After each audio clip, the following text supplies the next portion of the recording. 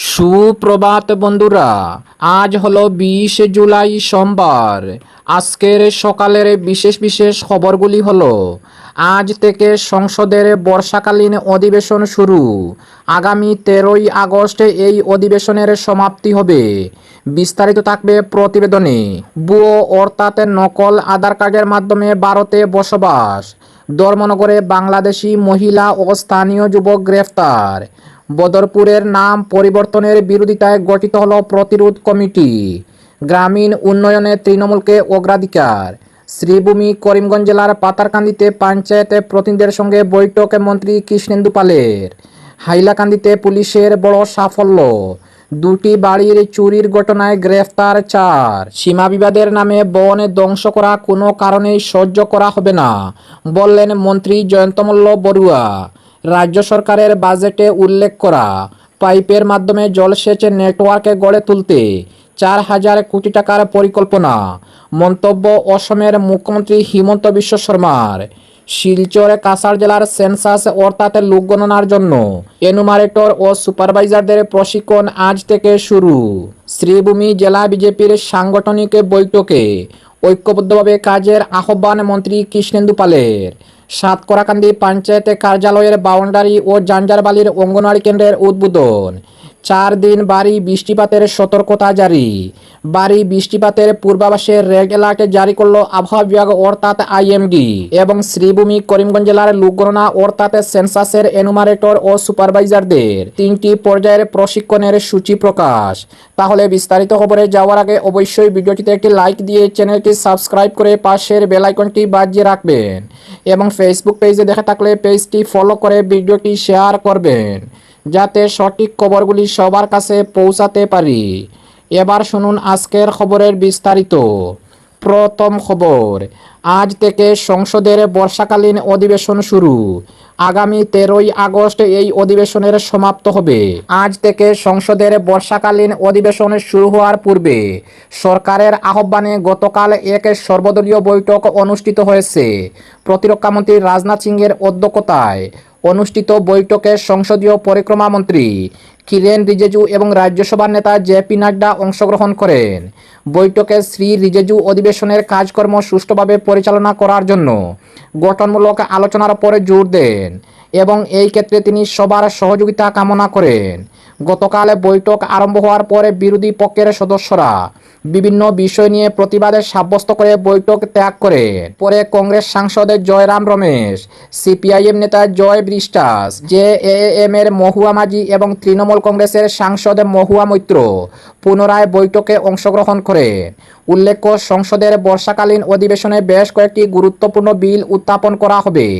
বৈঠকে সংসদের কাজকর্ম সুষ্ঠুভাবে পরিচালনা করার জন্য সরকার সব রাজনৈতিক দলের কাছে সহযোগিতা কামনা করে এই অধিবেশন আগামী 13ই আগস্ট সমাপ্তি হবে।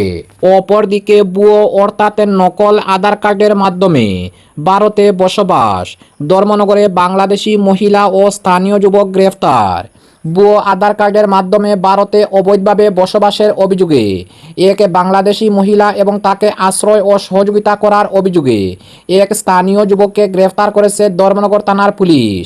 ঘটনাকে ঘিরে উত্তপ্ত ত্রিপুরার সীমান্তবর্তী ধর্মনগর এলাকায় বিরাট চাঞ্চল্যের সৃষ্টি হয়েছে। একই সঙ্গে জাল পরিচয়পত্র তৈরির সঙ্গে কোনো সংঘবদ্ধ চক্র জড়িত রয়েছে কিনা তাও খতিয়ে দেখতে তদন্ত শুরু করেছে পুলিশ।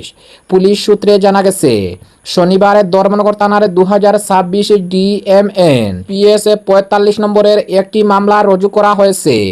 ভারতীয় ন্যায় সংহিতা BNS ইমিগ্রেশন আইন এবং ফরেনার্স অ্যাক্টের একাধিক ধারায় 2 অভিযুক্তের বিরুদ্ধে মামলা দায়ের করা হয়েছে। গ্রেফতার হওয়া বাংলাদেশি মহিলার নাম সুমাইয়া বেগম, বয়স 29, তার বাড়ি বাংলাদেশের নরসিংদী জেলায়। অপর অভিযুক্ত আনোয়ার হোসেন, বয়স 23, উত্তর ত্রিপুরার ধর্মনগর মহকুমার পশ্চিমে চন্দ্রপুর এলাকার বাসিন্দা এবং আব্দুল হান্নানের ছেলে। পুলিশের দাবি, গোপন সূত্রের খবর পেয়ে পশ্চিম চন্দ্রপুরে অভিযান চালানো হয়। অভিযানে আব্দুল হান্নানের বাড়ি থেকে সুমাইয়া বেগম ও আনোয়ার হোসেনকে আটক করা হয়। তদন্তে জানা গেছে, সুমাইয়া দীর্ঘদিন ধরে ওই বাড়িতে বসবাস করেছিলেন। তার ব্যবহৃত আধার কার্ডে অসঙ্গতি ধরা পড়ায় বিস্তারিত যাচাই শুরু করা হয়।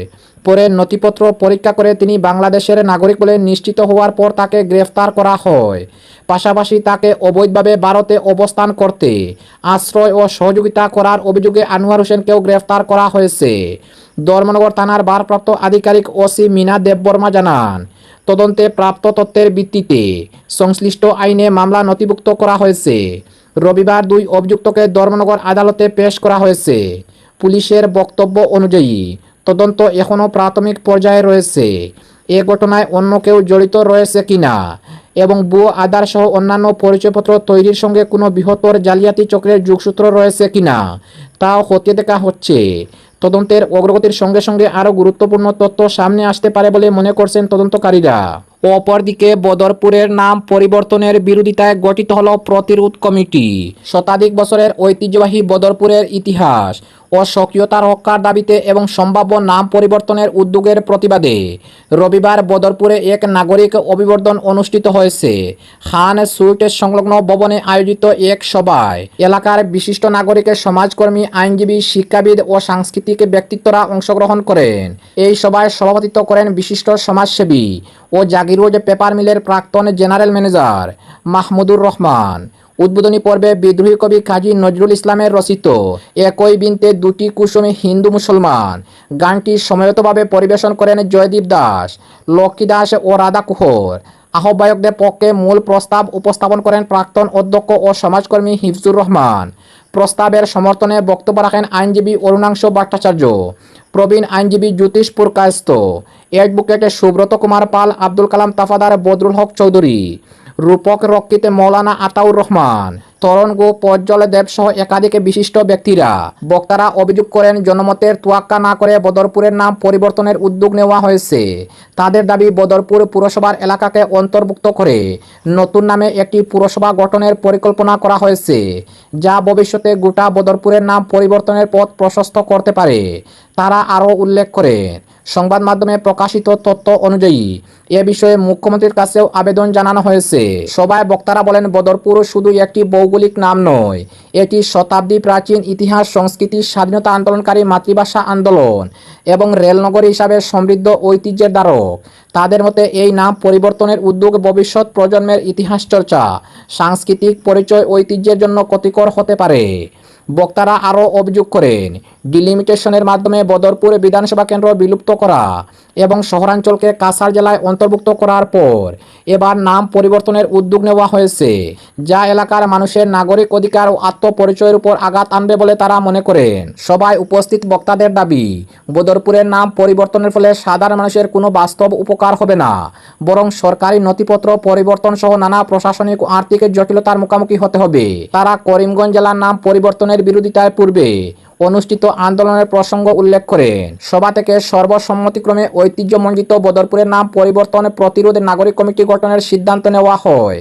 জানানো হয়, পরবর্তীতে কমিটি সম্প্রসারিত করে ভবিষ্যতে কর্মসূচি ঘোষণা করা হবে। অপরদিকে গ্রামীণ উন্নয়নে তৃণমূলকে অগ্রাধিকার। শ্রীভূমি করিমগঞ্জ জেলার পাতারকান্দিতে পঞ্চায়েত প্রতিনিধিদের সঙ্গে বৈঠক মন্ত্রী কৃষ্ণেন্দু পালের। গ্রামীণ উন্নয়নের গতি ত্বরান্বিত করা এবং সরকারি প্রকল্পগুলির কার্যকর বাস্তবায়ন নিশ্চিত করতে শ্রীভূমি করিমগঞ্জ জেলার পাতারকান্দি মণ্ডলের বিভিন্ন গাঁও পঞ্চায়েতের প্রতিনিধিদের সঙ্গে এক গুরুত্বপূর্ণ মত বিনিময় সভা করলেন জনস্বাস্থ্য, কারিগরি, পার্বত্য অঞ্চল ও বরাক উপত্যকার উন্নয়ন দফতরের মন্ত্রী তথা পাতারকান্দির বিধায়ক শ্রী কৃষ্ণেন্দু পাল। শনিবার আয়োজিত বৈঠকে উন্নয়নমূলক প্রকল্পের অগ্রগতি, জনকল্যাণমূলক কর্মসূচির বাস্তবায়ন এবং গ্রামীণ এলাকার বিভিন্ন সমস্যা নিয়ে বিস্তারিত আলোচনা করা হয়। মন্ত্রী কৃষ্ণেন্দু পাল বলেন, গ্রামীণ উন্নয়নের প্রকৃত চিত্র স্থানীয় জনপ্রতিনিধিরাই সবচেয়ে ভালোভাবে জানেন।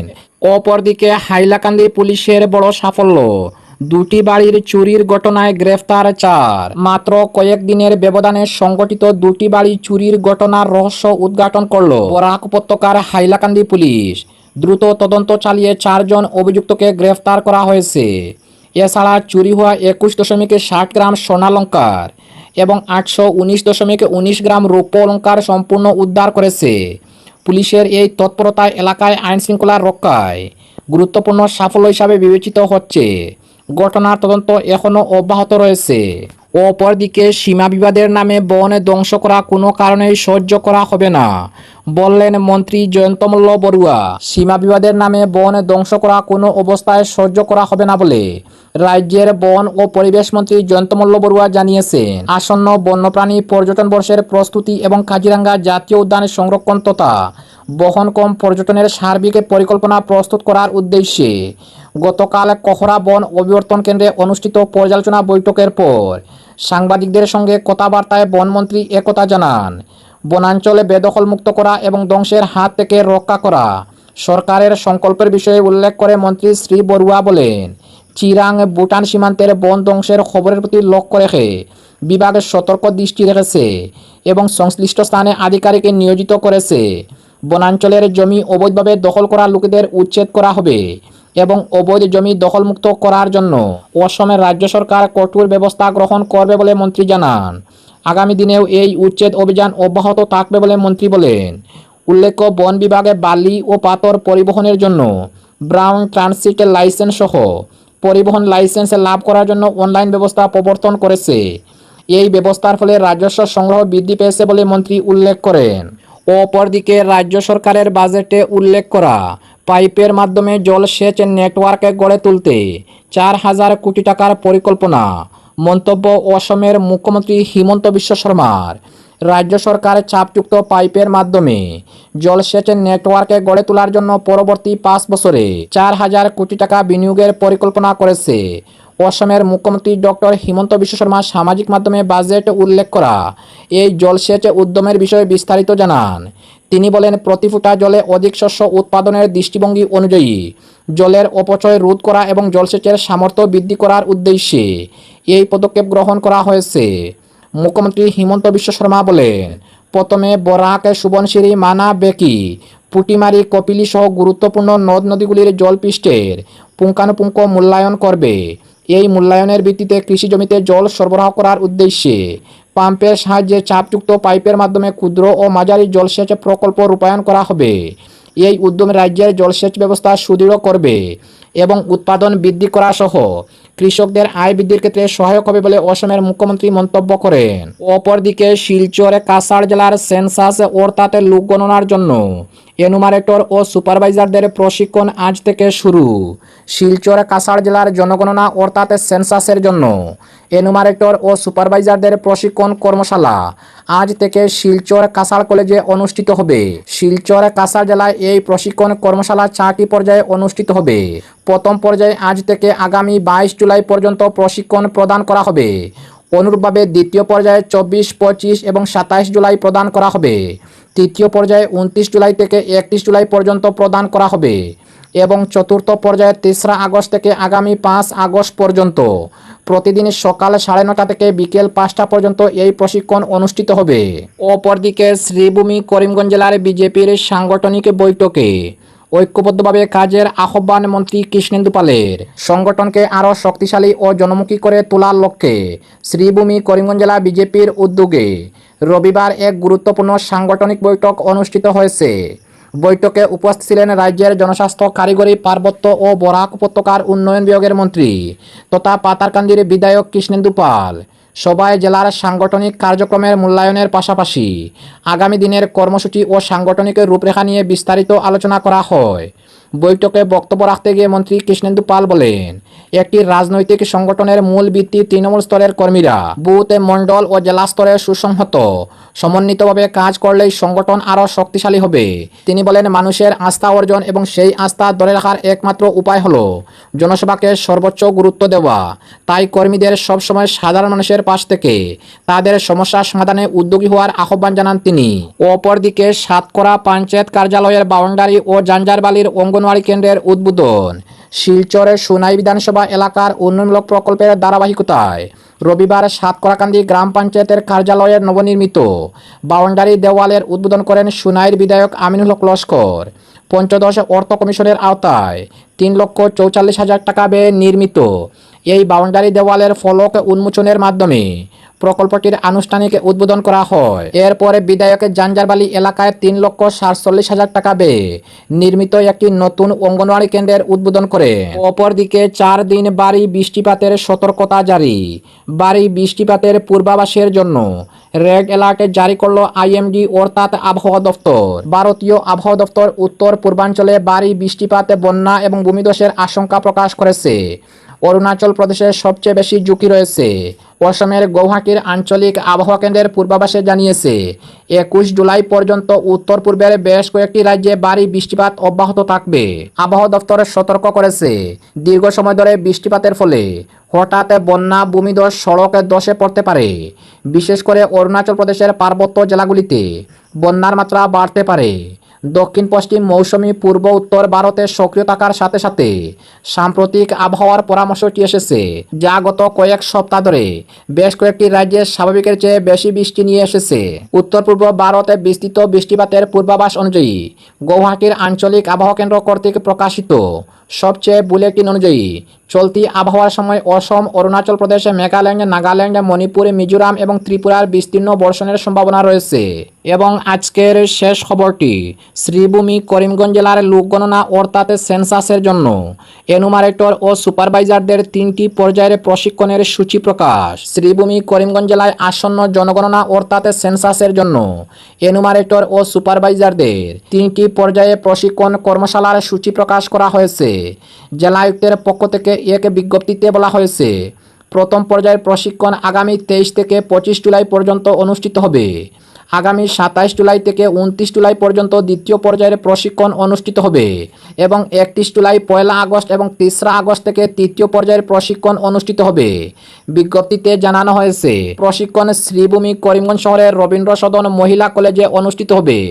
এছাড়া Karimganj college, Patharkandi model higher secondary school, Badarpur NC college, Ramkrishnanagar college এবং পৌরসভার সম্মেলন কক্ষে এই প্রশিক্ষণ শিবির অনুষ্ঠিত হবে।